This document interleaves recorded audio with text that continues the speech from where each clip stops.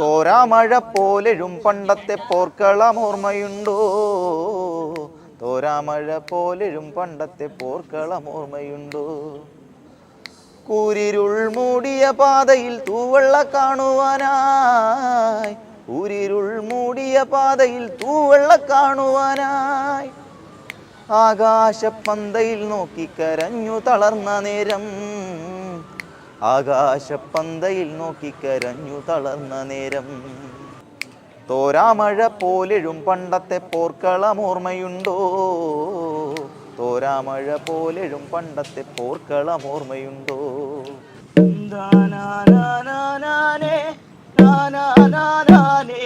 ആദിവാസി Dalit students theatre movement എന്ന് പറഞ്ഞൊരു movement ഞങ്ങൾ കുറച്ച് വിദ്യാർത്ഥികൾ ചേർന്ന് ഇപ്പോൾ മുന്നോട്ട് വെച്ചിട്ടുണ്ട്.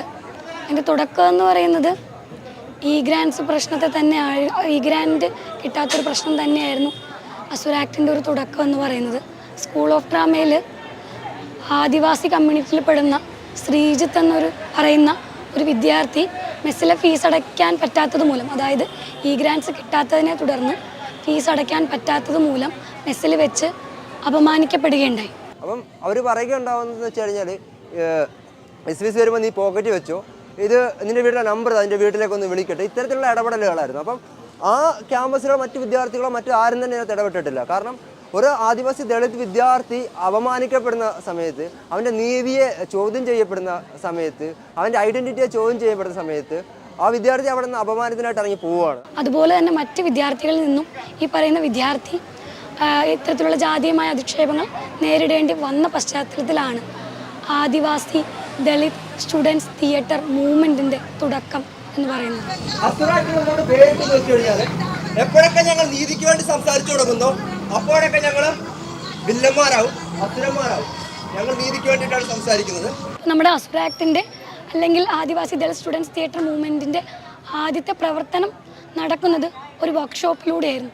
ആ വർക്ക്ഷോപ്പ് ആദിശക്തി സമ്മർ സ്കൂളിലെ വിദ്യാർത്ഥികൾക്ക് വേണ്ടിയായിരുന്നു. ആ ക്യാമ്പ് നടക്കുന്ന സമയത്താണ് നമ്മൾ തിരിച്ചറിയണത് കേരളത്തിനകത്ത് നിരവധി വിദ്യാർത്ഥികൾ ഡ്രോപ്പ് ഔട്ട് ആയിട്ടുണ്ടെന്നും അതിനെ സ്റ്റേറ്റ് ഡ്രോപ്പ് ഔട്ട് സിൻഡ്രം എന്നൊരു പേരിട്ട് വിളിക്കുന്നുണ്ടെന്നും അതുപോലെ തന്നെ അവിടെ 2000-ഓളം വരുന്ന വിദ്യാർത്ഥികളെ ഇപ്പോഴും സ്ക്രൈബിനെ വെച്ചിട്ട് പരീക്ഷ എഴുതിപ്പിക്കുന്നൊക്കെയുള്ള അതിഭീകരമായ അവസ്ഥയാണ് കേരളത്തിനകത്ത് ദളിത് ആദിവാസി വിദ്യാർത്ഥികളോട് ഇവിടുത്തെ സ്റ്റേറ്റ് കാണിച്ചുകൊണ്ടിരിക്കുന്നത്.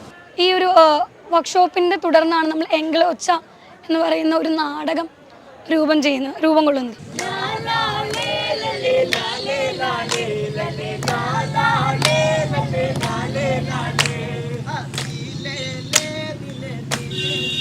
ഇതിനായിട്ട് നമ്മളൊരു കഥ CIFൻ്റെ എൻ്റെ കഥയിലെ നിങ്ങൾ എന്ന് പറയുന്ന ഒരു കഥ എടുത്തിട്ടുണ്ടായിരുന്നു. ഇതിൻ്റെ ഒരു ബേസായിട്ട്, എങ്കിളൊച്ചയുടെ ഒരു ബേസായിട്ട്, അതൊരു ബേസായി വെച്ചുകൊണ്ട് ഇന്ന് കലാലയങ്ങളിൽ ആദിവാസി ദളിത് വിദ്യാർത്ഥികൾ നേരിടുന്ന പ്രശ്നങ്ങളാണ് കൂടുതൽ മുൻപോട്ട് വെച്ചിട്ടുള്ളത്.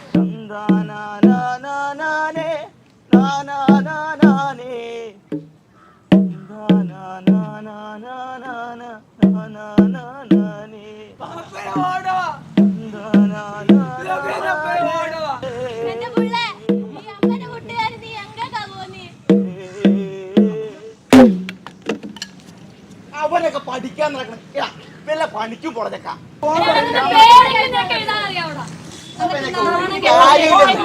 നീ എന്റെ പറമ്പിലേക്ക് വാ, നിനക്ക് പണി ഞാൻ തരാം.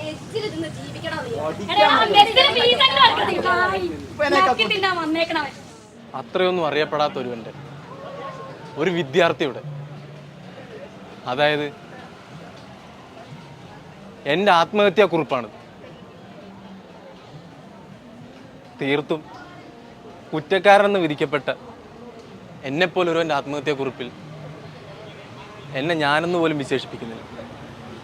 അത് ഞാൻ നിങ്ങൾക്ക് ഉറപ്പ് തരുന്നു. നമ്മുടെ വിദ്യാഭ്യാസം നിഷേധിക്കപ്പെടുന്ന അവസ്ഥകൾ, അതുപോലെ തന്നെ കലാലയങ്ങളിൽ ആത്മഹത്യ ചെയ്തിട്ടുള്ള ആദിവാസി ദളിത് മനുഷ്യർ ഒരുപാട് പേര് കൊല്ലപ്പെട്ടുകൊണ്ടിരിക്കുന്ന ഈ കാലഘട്ടത്തിൽ അത്തരത്തിലുള്ള ആ ഒരു പ്രശ്നം വലിയ പ്രശ്നമാണെന്നുള്ളത് എല്ലാ മനുഷ്യരും, നമ്മളെപ്പോലെ തന്നെ എല്ലാ മനുഷ്യരും മനസ്സിലാക്കണം. അതിനൊരു അവസാനം ഉണ്ടാകണം എന്നുള്ള ഒരു ചിന്തയിൽ തന്നെയാണ് എങ്കിള ഒച്ചയിൽ അത്തരം വിഷയങ്ങൾ ഉൾപ്പെടുത്തിയിട്ടുള്ളത്. എങ്കിള ഒച്ച മുന്നോട്ട് വെക്കുന്നതും ആദിവാസി ദളിത് പൊളിറ്റിക്സ് തന്നെയാണ്. നിങ്ങളുടെ വീട്ടുമുറ്റം പോലെ അത്ര അടുത്തൊരു കോളേജ് ഇല്ലായിരുന്നെങ്കിൽ ഒരു കാരണവശാലും നിങ്ങൾക്കൊരു കോളേജ് വിദ്യാർത്ഥിയാവാൻ സാധിക്കില്ല. മാത്രമല്ല 25 കിലോമീറ്റർ ദൂരെ പോയി പഠിക്കാനുള്ള ധൈര്യമൊന്നും നിങ്ങൾക്ക് എന്തായാലും ഇല്ല. ഇനി അഥവാ പറ്റിയാൽ നല്ല കോളേജിൽ എങ്ങനെ അഡ്മിഷൻ കിട്ടുമോ? അതുമില്ല. നിങ്ങളുടെ സഹപാഠികളൊക്കെ ആണെങ്കിൽ ദൂരെ നഗരങ്ങളിൽ നിന്നും വലിയ കോളേജുകളിൽ നിന്നും വരുന്നവരാണ്. അവർക്കൊക്കെ വെറുമൊരു കോളേജ് വിദ്യാർത്ഥി മാത്രമായാൽ മതി. നിങ്ങൾ 10ാം ക്ലാസ് പാസ്സായതാണെങ്കിൽ ആരുടെയൊക്കെയോ പൊട്ട ഭാഗ്യം കൊണ്ട് മാത്രമാണ്. ഒരു ദിവസം നിങ്ങൾ കോളേജിൽ എത്തുമ്പോഴേക്കും ഫസ്റ്റ് ബെല്ലടിച്ചിരുന്നു. ഈ സമയം മുതൽ നിങ്ങൾ നിങ്ങളുടെ കോളേജിൽ സമരത്തിലാണ്.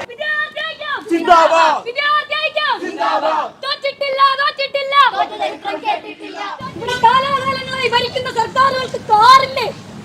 ഞങ്ങൾ ഇന്നോവ കാർ വാങ്ങും, ബെൻസ് വാങ്ങും, വേണ്ടി വന്ന പുതിയൊരു കാർ വെക്കുകയും ചെയ്യും.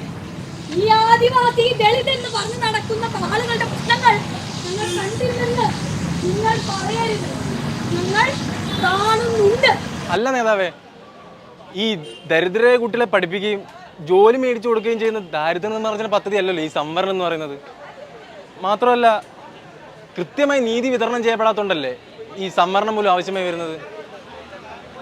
എന്താ സഖാവേ, പട്ടികജാതി പട്ടികവർഗ വിദ്യാർത്ഥികൾക്കൊന്നും നീതി ലഭിക്കണ്ടെന്നാണോ നേതാവ് പറഞ്ഞു വരുന്നത്? ഏത് കുമ്പന്മാരായി ഇവിടെ സമരം ചെയ്യുന്നേ? ക്ലാസ്സിൽ കയറാം, ഓടുക കുമ്പന്മാരെ. തലചെറുത്തുകളൊക്കെ സമരം ചെയ്യാൻ നിൽക്കുന്നു. ഇരിക്കവിടെ തൽക്കാലം ഒരു അപ്പോളജി എഴുതി കൊടുക്കാം, എന്നിട്ട് ക്ലാസ്സിൽ കയറുക.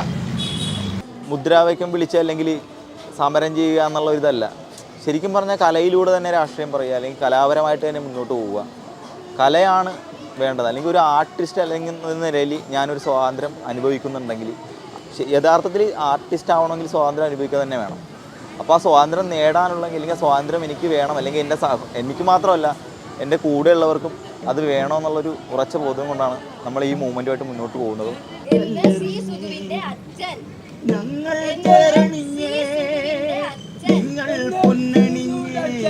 നമ്മൾ അല്ലെങ്കിൽ ആരെയും അല്ലെങ്കിൽ ചൂഷണം ചെയ്യാൻ അല്ലെങ്കിൽ വേറെ തരത്തിൽ ഇതാ പോകുന്നതല്ല. നമ്മുടെ നീതി എന്താണോ, ഭരണഘടനാപരമായിട്ട് നമുക്ക് കിട്ടേണ്ട നീതി എന്താണോ അത് നമുക്ക് കിട്ടുക എന്നുള്ളൊരു ബോധത്തോടു കൂടിയാണ് നമ്മൾ മൂവ്മെൻറ്റുമായിട്ട് മുന്നോട്ട് പോകുന്നത്.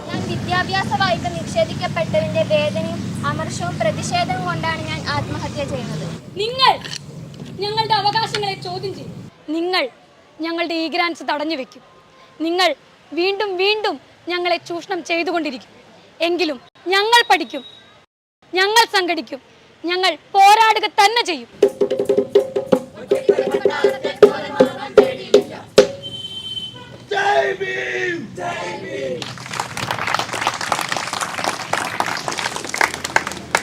വൈകുന്നേരം ആകുമ്പോ എത്ര മണിക്കായി ഈ ലൈറ്റ് കത്തുന്നത്? അതാണ് സർക്കാർ. ഞങ്ങൾ കാടുവെട്ടി, നിങ്ങൾ മേടകെട്ടി, ഞങ്ങൾ വിത്തെറിഞ്ഞു, നിങ്ങൾ കൊയ്തുകൂട്ടി. ഞങ്ങൾ ചേരണിഞ്ഞേ, നിങ്ങൾ പൊന്നണിഞ്ഞേ, ഞങ്ങൾ ചേരണിഞ്ഞേ, നിങ്ങൾ പൊന്നണിഞ്ഞേ.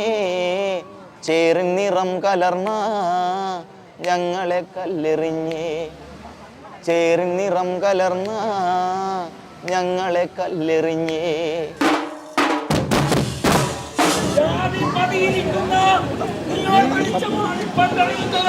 കൂട്ടിനിരന്നു വന്ന് നാടും പിടിച്ചെടുത്തേ, പാറയിൽ 10 സെന്റ് ഭൂമി പതിച്ചു തന്ന്, പാറയിൽ 10 സെന്റ് ഭൂമി പതിച്ചു തന്ന്.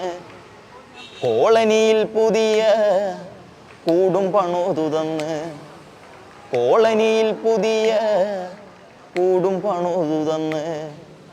ഞങ്ങൾ കാടുവെട്ടി, നിങ്ങൾ മേടകെട്ടി, ഞങ്ങൾ വിത്തെറിഞ്ഞു, നിങ്ങൾ കൊയ്തുകൂട്ടി.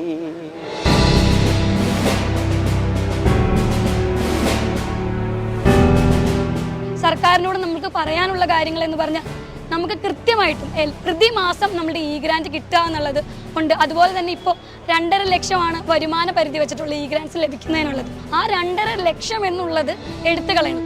ഈ ഇ ഗ്രാൻസ് എന്ന് പറയുന്ന അല്ലെങ്കിൽ റിസർവേഷൻ എന്ന് പറയുന്നത് ഒരു ദാരിദ്ര്യ നിർമ്മാർജ്ജന പദ്ധതി അല്ല എന്നുള്ളത് എല്ലാ മനുഷ്യരും മനസ്സിലാക്കേണ്ടതുണ്ട്. അതുപോലെ തന്നെ ഇത് നമ്മുടെ പ്രാതിനിധ്യം ഉറപ്പാക്കുന്ന ഒരു പരിപാടിയാണ് ഈ റിസർവേഷൻ അല്ലെങ്കിൽ ഇ ഗ്രാൻസ് എന്ന് പറയുന്നത്. നമ്മുടെ പോക്കറ്റ് മണി പോലും വെറും 200 രൂപയാണ് കൊടുക്കുന്നത്. 200 രൂപ കൊണ്ട് ഒരു വിദ്യാർത്ഥിക്ക് ഒരു മാസം എന്താണ് ചെയ്യാൻ പറ്റുന്നത്? അവർക്കൊരു നെറ്റ് റീചാർജ് ചെയ്യണമെങ്കിൽ തന്നെ 200 രൂപ മതിയാവില്ല. അപ്പോൾ ഈ കുടിശ്ശിക തീർത്ത് കൊടുക്കുന്നത് മാത്രമല്ല, നമ്മുടെ കാലാനുസൃതമായിട്ട് ഇ ഗ്രാൻസ് തുക വർദ്ധിപ്പിക്കേണ്ടതുണ്ട്.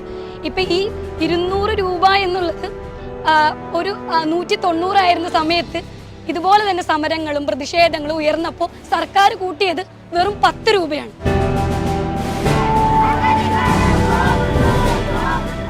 ഏതൊക്കെ സ്കോളർഷിപ്പുകളാണ്, ഇ ഗ്രാൻസ് ഏത് സമയത്താണ് അപ്ലൈ ചെയ്യേണ്ടത്, ഇത്തരമുള്ള കൃത്യമായ അവയർനെസ് വിദ്യാർത്ഥികൾക്ക്, ആദിവാസി ദളിത് വിദ്യാർത്ഥികൾക്ക് കിട്ടിയിട്ടുണ്ട്. അതുപോലെ തന്നെ ഈ +2 പാസ്സായ വിദ്യാർത്ഥികളുടെ ഇടയിലേക്ക് ഓറിയന്റേഷൻ ക്യാമ്പ് എന്ന രൂപത്തിൽ നമ്മൾ ചെന്ന് കഴിഞ്ഞപ്പോൾ നമുക്ക് മനസ്സിലായത് ഒരുപാട് വിദ്യാർത്ഥികൾ സ്ക്രൈബിനെ വെച്ച് പാസ്സായിട്ടുള്ള ആളുകളുണ്ട്. അപ്പോൾ നമ്മളിതിൽ മനസ്സിലാക്കിയത് ഇത് സർക്കാരിൻ്റെ നയം എന്ന് പറയുന്നത് വിദ്യാർത്ഥികളെ പഠിപ്പിക്കുക എന്നുള്ളതല്ല. ഇത് വിജയശതമാനം കൂട്ടാൻ വേണ്ടി ഒരുപാട് വിദ്യാർത്ഥികളെ സ്ക്രൈബിനെ വെച്ച് എഴുതിപ്പിച്ച് വിജയശതമാനം കൂട്ടുന്ന ഒരു പ്രക്രിയ മാത്രമായിട്ട് മാറുകയാണെന്നുള്ളതാണ് വേറൊരു വസ്തുത. അപ്പോൾ ഈ സ്ക്രൈബിനെ വെച്ച് പരീക്ഷ എഴുതി പാസ്സായ കുട്ടികൾ ഡിഗ്രിയിലേക്കൊക്കെ വരുമ്പോൾ അവരുടെ അവസ്ഥ എന്താണെന്നുള്ളത് ഊഹിക്കാവുന്നുള്ളൂ.